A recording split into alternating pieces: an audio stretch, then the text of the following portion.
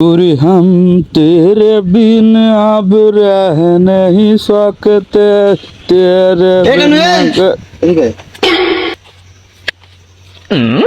কি কি হইছে কি হইছে মানে নিজে তো যা করেছিস বয়সকালে শালটারে তো সেইভাবে তাই বানাচ্ছি।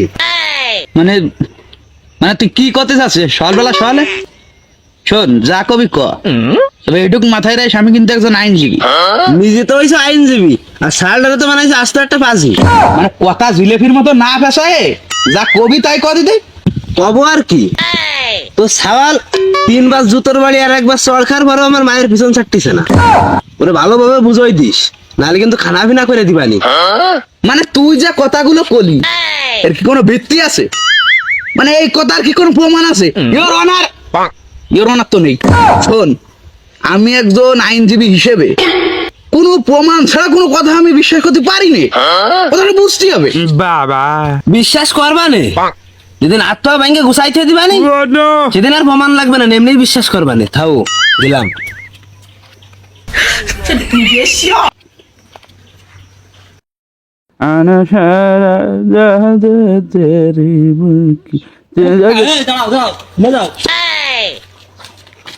কি অবস্থা? মানে লেখাপড়া কেমন চলতেছে?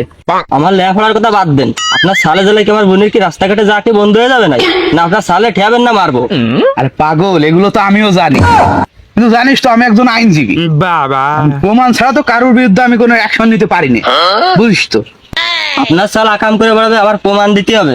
প্রমাণ দিবানি, যখন নাক মুখ ফাটায় রাস্তায় ফেলাই দিবানি তখন আপনি প্রমাণ পাবেন। হাল তো দেখছি আইনের বাইরে চলে গেছে রে। এ তো প্রমাণ ছাড়া কষ্ট হবে না।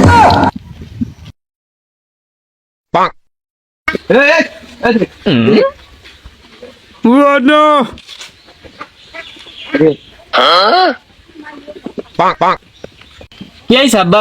অতীত তো আর কিছু বাদ থুস নি রে, তুই তো ডাইরেক্ট জজ করে কেস কার লাইনে চলে গেছি। বাবা প্রেম বর্তমানে কটা চলতেছে? 3টা চলতেছে আর একটা হঠাৎ। না না আব্বা কি কন, আমি আপনার সালে এইসব অসামাজিক কাজ বাজ আমি করতে পারি না। আপনি কি করছেন কি? তোর কথার সাথে তো লোকজনের কথার কোনো মিল পাচ্ছি না রে। কাহিনী কি? কি করছেন আব্বা? কেউ কি কিছু কইছে না আপনার?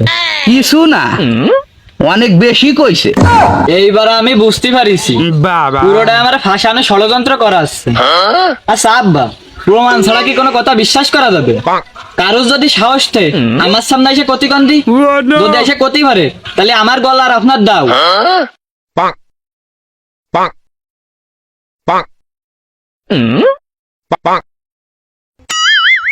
মানে শাল যে এটা তোর, তাই এর জন্য কোনো ডিএনএ টেস্টের দরকার নেই, বুঝিস নি? কারণ তুই যা ছিলি তো শাল হয়েছে তার চেয়ে উপর। দাও কহানে জানি না তো। মানে কয়দিন আগে তো শালটা মারির সাথে না ধুমা ভরে গেছে, ও তারপর আমার মায়ের পিছন ছাড়ে না। মানে পুরো নির্লজ্জ হয়েছে, মানে তোর চেয়ে বড় নির্লজ্জ হয়েছে। মানে বিহায়া, এক কথা বিহায়া, তোর চেয়ে বড়। দাও কহানে তুই তো। আব্বা জানি না তো। মানে যখন দেখলাম ও সদনের পরেও ভালো হলো না রে, ও তখনই আমি বুঝতে পারিছিলাম দোষ ফলের না, দোষ তো মূলত গাছে। বাবা। ও তো তোর চেয়ে উপরে চলে গেছে রে, ও তো ফাঁকা বেতামি যাইছে, মানে তোর চেয়ে উপর র্যাঙ্কের বেতামি যো। দোষের বাদ তো দেখছিস ভাঙ্গে গেল রে, দাও আনিস না কে? মানে ও আমার বুঝায় গেছে, মানে সদন এবার ফল রে না, সদন দিতে পারছে গাছ রে। মানে গাছ যদি ভালো হয় তাহলে ফল এমনি ভালো হয়ে যাবে না। ও আমার বুঝায় গেছে। দাও কি আনতেই হবে আব্বা? তোর আর আনা লাগবে না রে, কোপ যেহেতু আমি দেবো, দাও আমি এনে নিচ্ছি।